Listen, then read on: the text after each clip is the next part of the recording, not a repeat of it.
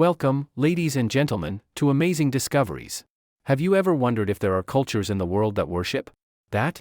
Yes, the very symbol of life, of fertility, something considered sensitive, even taboo, in many places.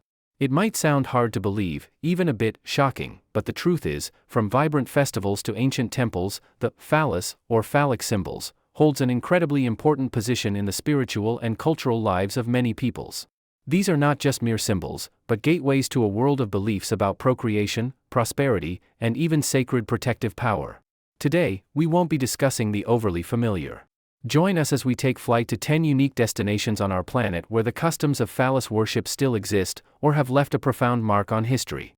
Prepare yourselves for a journey full of surprises and the discovery of astonishing truths. 1. The Festival of the Steel Phallus, Kanamura Matsuri, Japan's jaw-dropper. Our first destination is Japan, the land of cherry blossoms, famous for its blend of tradition and modernity. But did you know that on the first Sunday of April each year, at the Kaneyama Shrine in Kawasaki, an incredibly unique and somewhat bold festival takes place, attracting thousands of locals and international tourists?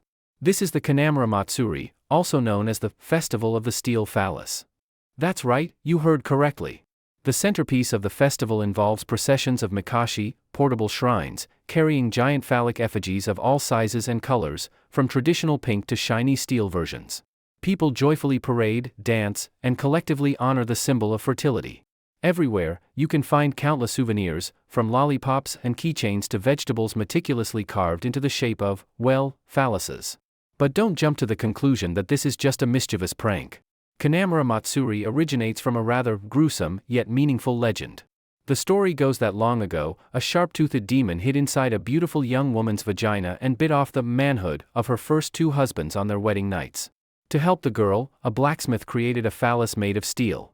When the demon tried to attack again, it broke all its teeth on this steel phallus and was destroyed. Since then, the steel phallus has been venerated as a symbol of protection. Today, the festival not only commemorates the ancient legend but is also a place where people pray for fertility, happy marriages, family harmony, and especially for protection against sexually transmitted diseases. All proceeds from the festival are donated to HIV/AIDS research organizations. It's quite an interesting combination of ancient belief and modern social consciousness, isn't it? Would you dare to try a phallus-shaped candy at Kanamura Matsuri? Or do you think this festival is too audacious? Leave a comment with the number 1 and share your thoughts. 2. The Chao Mei Tuptim Shrine of 1,000 Phalluses, Bangkok's sacred and strange wonder. Leaving Japan, we journey to Thailand, the land of golden temples and friendly smiles. Hidden in the heart of bustling Bangkok is a small shrine that holds something truly special, the Chao Mei Tuptim Shrine, also known to international visitors as the Phallus Shrine. As soon as you step into the shrine's grounds, you'll be astounded by the sight of hundreds, even thousands, of phallic statues made of wood, stone, and ceramic, in all sizes, from as small as a finger to as large as a child, placed closely together. They are adorned with colorful silk ribbons, fresh flower garlands, and small banknotes left by people who come to pray. It is believed that this shrine is dedicated to the goddess Tuptim, a sacred spirit capable of blessing infertile couples, helping women conceive easily, and bear healthy children. Therefore, it's no surprise that most of those who come to make offerings are women, bringing phallic models in hopes that their prayers will be answered. They also offer lotus flowers, incense, and other items with sincere devotion. There are various versions of the shrine's origin story, but one of the most popular tells of a woman named Tuptim who became pregnant after praying at a sacred tree in this area. To show her gratitude, she placed a wooden phallus here, and since then, many others have followed suit, transforming this place into a one-of-a-kind shrine. Although it may seem strange to many, the Chao Mei Tuptim Shrine is a living testament to the phallic worship beliefs that still thrive in Thai folk culture. It demonstrates that the aspiration for fertility, abundance, and family happiness remains an indispensable part of people's spiritual lives. Are you curious to visit this shrine? Or do you know any other interesting stories about phallic worship beliefs in Thailand? Share with us by commenting with the number 2. 3. The Eternal Lingam and the Colors of Holy, India's creative energy. Our next journey takes us to India, a nation with an incredibly rich and diverse spiritual culture. Here, the lingam, representing the phallus of Lord Shiva, one of the 3 supreme deities of Hinduism, is widely venerated and occupies a central position in rituals. The lingam is not merely a phallic symbol, it also represents boundless creative energy, the power of regeneration, and cosmic unity. It is often accompanied by the yoni, the symbol of the vulva, representing the harmony of masculine and feminine principles, the source of all life. You can find lingams in almost all Shiva temples across India, from ancient, majestic temples like those in Varanasi and Khajuraho to small family shrines. Indian people often perform worship rituals for the lingam by offering fresh milk, honey, fruits, sacred Ganges water, and devout prayers. They believe that worshipping the lingam will bring good fortune, prosperity, health, and especially the continuation of the family line. The temples in Khajuraho, famous for their intricate carvings depicting erotic scenes, also house many lingams, reflecting the open attitude towards sexuality and reproduction in ancient Hindu culture. Besides lingam worship, some major festivals in India, like Holi, the festival of colors, also embody elements related to fertility and life energy. Although not directly worshipping phallic symbols, the joyful atmosphere, folk songs, and rituals during Holi often evoke new beginnings, the blossoming of nature, and the aspiration for a fulfilling life. It's a vibrant display of joy, connection, and intense life energy. Indian culture is truly profound and colorful, isn't it? Have you ever heard of the lingam or participated in the Holi festival? Leave a comment with the number 3 and tell us about your experience. 4. Bhutan and the protective phallus, a unique beauty on rooftops. Leaving India, let's head to Bhutan, the mystical kingdom of the thunder dragon, where happiness is considered the measure of development. Few know that amidst the majestic mountain scenery and ancient monasteries, there is an incredibly unique cultural symbol that can be somewhat shocking to Western tourists, the image of the phallus painted or hung everywhere. Yes, you're not mistaken.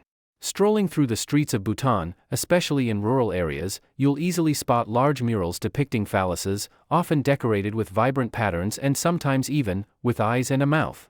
Wooden phallic models, usually brightly painted, are also hung prominently in front of houses, on eaves, and even in souvenir shops. For the Bhutanese, this is not a vulgar or pornographic image, but a sacred symbol of fertility, good luck, and especially, the ability to ward off evil spirits and protect homeowners from misfortune. This belief is associated with Lama Drukpa Kunli, an eccentric saint who lived in the 15th century, known as the Divine Madman, for his unconventional behavior and teachings. He often used shocking images and language, including the phallic symbol, to enlighten sentient beings and challenge rigid dogmas. The Chimi Lakhang Monastery in Punakha, built in memory of Drukpa Kunli, is a famous pilgrimage site for infertile couples praying for children. Here, monks will use an ivory or wooden phallus to gently tap the heads of women who come to pray, as a blessing ritual.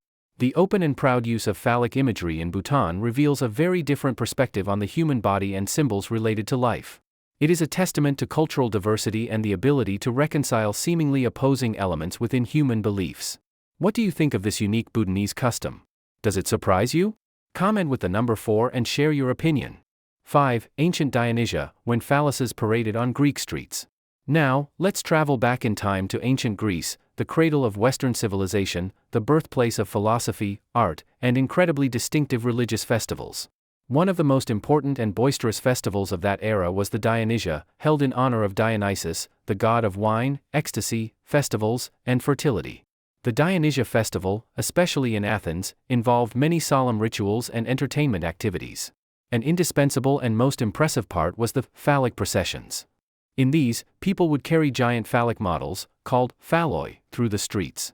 These phalloi were usually made of wood or leather, painted, and elaborately decorated, symbolizing reproductive power, abundant life, and earthly joy. The procession was often accompanied by lively music, songs praising Dionysus, and ecstatic dances. Participants, both men and women, often wore masks, donned outlandish costumes, and engaged in uninhibited behavior, expressing a liberation from everyday social constraints. Plays, especially comedies, were also an important part of Dionysia, and they often contained humorous and satirical elements related to sex and the worldly aspects of life. The veneration of the phallus symbol in the Dionysia festival was not vulgar but was a way for ancient Greeks to acknowledge and celebrate the power of nature, the cycle of growth and decay, and the aspiration for the continuation of life. Dionysus, with all his wildness and energy, represented the instinctive and creative aspects of humanity.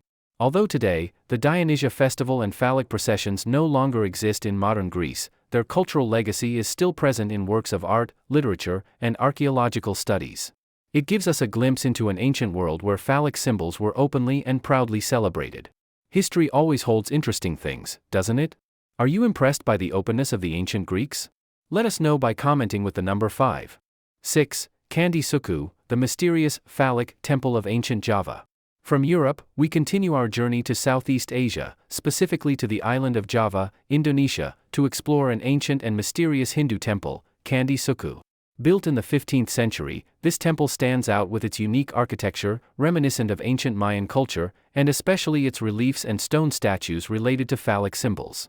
Candi Suku is located on the slopes of Mount Lau, at an altitude of about 900 meters above sea level, offering a serene and somewhat mystical atmosphere. Right from the entrance, visitors can encounter lingam and yoni symbols carved in stone, clearly showing the phallic worship beliefs of the ancients.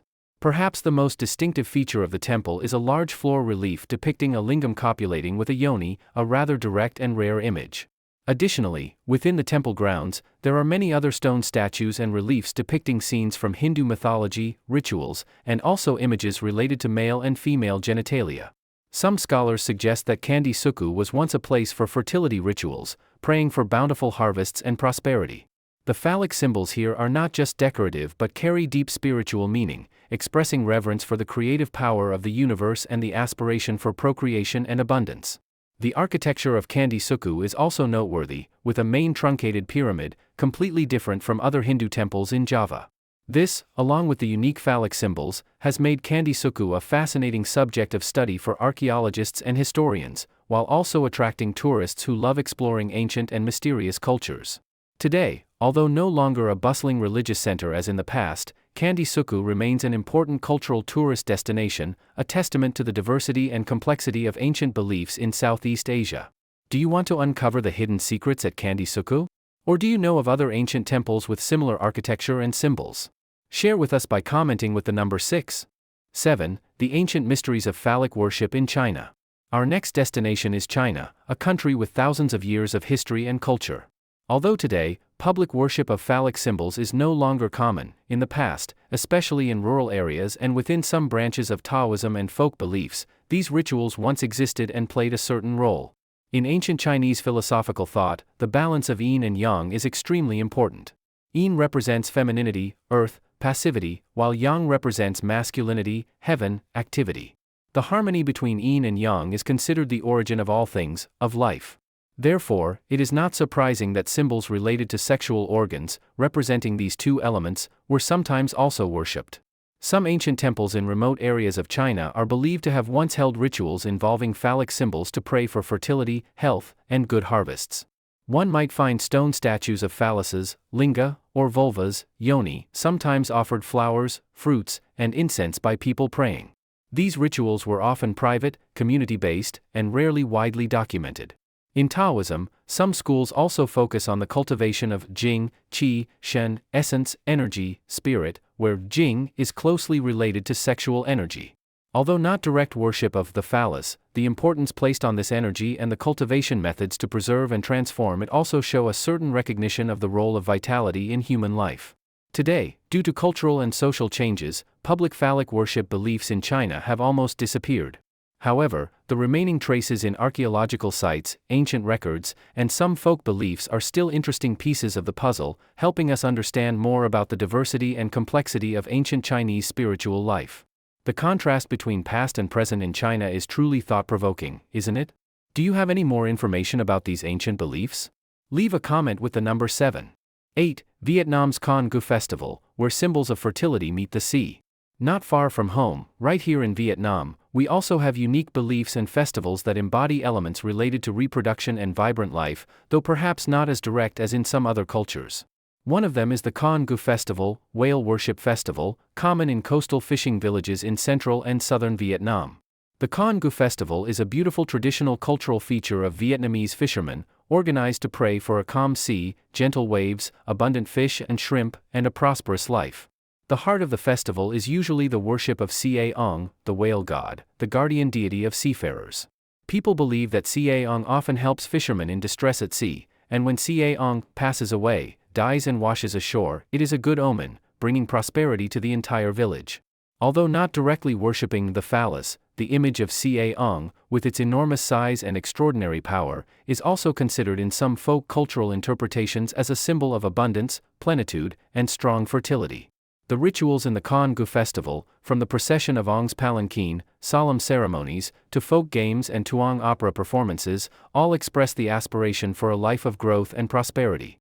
In some localities, like Quang Nam or Phu Yen, within the Lang Ong, whale god mausoleums, where whale bones are enshrined, sometimes artifacts or architectural details symboliически related to fertility are preserved, albeit quite discreetly. People offer Ca Ong a bounty of seafood, fruits, incense, and flowers, with sincere devotion, praying for protection and blessings for a bountiful harvest and many descendants. The Khan Gu festival is not just a religious event but also an occasion for the fishing community to strengthen solidarity, preserve traditional cultural values, and express gratitude to the sea, their source of life. It shows that the aspiration for fertility and prosperity can be expressed through diverse and rich forms of belief. Have you ever attended a Khan Gu festival? Or do you know of other folk beliefs in Vietnam related to this theme? Share with us by commenting with the number 8. 9. Pashupatinath, Nepal, the power of the lingam in a sacred place. Continuing our journey of discovery, let's head to Nepal, the country nestled in the majestic Himalayas, home to Mount Everest, the world's highest peak, and also an important center of Hinduism and Buddhism. In the capital, Kathmandu, there is an incredibly sacred and famous temple, Pashupatinath Temple. Pashupatinath Temple is one of the oldest and most important Hindu temples in Nepal, recognized by UNESCO as a World Heritage Site. This temple is dedicated to Lord Shiva in the form of Pashupathi, Lord of the Animals, and the center of worship is a black stone lingam about 1 meter high, with 4 faces carved with images of Lord Shiva. Similar to India, the lingam at Pashupatinath Temple is considered a symbol of Lord Shiva's creative energy, destructive power, and regenerative capacity. Every day, thousands of Hindu devotees from all over Nepal and India flock here to perform worship rituals. They offer fresh milk, honey, flowers, bael leaves, a sacred leaf, and sincere prayers to the lingam, hoping to receive protection, blessings for health, prosperity, and especially, offspring to continue the family line. The atmosphere at Pashupatinath Temple is very special, both solemn and sacred, yet also somewhat mystical. On the banks of the Bagmati River flowing through the temple complex, cremation ceremonies are often performed, a sight that can make a strong impression on visitors. The presence of sadhus, ascetic holy men with their distinctive appearance, bodies smeared with white ash, long matted hair, further enhances the mystique of this place. The worship of the lingam at Pashupatinath is not just a religious ritual but also an important part of the cultural and spiritual life of the Nepalese people. It reflects a deep faith in the gods, in the cycle of life and death, and in the regenerative power of the universe. This is a place where ancient beliefs are still strongly present in every breath of modern life. Can you feel the sanctity of Pashupatinath Temple through what we've shared? Comment with the number 9 and let us know your thoughts. 10. The ancient Egyptian god Min, the phallus and endless fertility. Finally, let's journey further back into the distant past, to the ancient Egyptian civilization, one of the most brilliant and mysterious civilizations in human history. Here, a widely worshipped god was associated with fertility, abundance, and masculine power, the god Min. Min was often depicted as an ithyphallic, erect phallus, man, his right hand raised holding a flail, a symbol of power, and wearing a crown with 2 tall plumes. This imagery clearly represented his role as the god of procreation, male fertility, and the fecundity of the land. Min was worshipped from very early in Egyptian history, possibly since the pre-dynastic period. He was the patron god of the eastern desert regions, where valuable mineral mines were located. However, Min's most important role was in agricultural festivals, especially the harvest festival. During these festivals, people would often carry a statue of Min, offer him first fruits like wheat and lettuce, a plant believed to have aphrodisiac properties in ancient Egyptian belief, and perform rituals praying for bountiful harvests and a proliferation of livestock. Egyptian pharaohs also often identified themselves with Min to demonstrate their masculine power, their ability to maintain cosmic order, and to ensure the prosperity of the country. The veneration of Min and related phallic symbols shows that ancient Egyptians had a very practical and open view of the role of sexuality and fertility in maintaining life and social stability. Although ancient Egyptian civilization has faded into the past, its cultural heritage, including the worship of the god Min, remains a fascinating subject of study, helping us understand more about a rich and diverse worldview where phallic symbols were valued as an indispensable part of life. It's astonishing to learn that such beliefs existed thousands of years ago, isn't it? Do you see any connections between the worship of Min and the other beliefs we've explored? Leave a comment with the number 10. We have just journeyed together through 10 cultures, 10 unique stories about phallus worship around the world. From the lively festivals in Japan and Thailand to the ancient temples in India, Nepal, Bhutan, and Indonesia, from historical records of ancient Greece and Egypt to cultural imprints in China and Vietnam.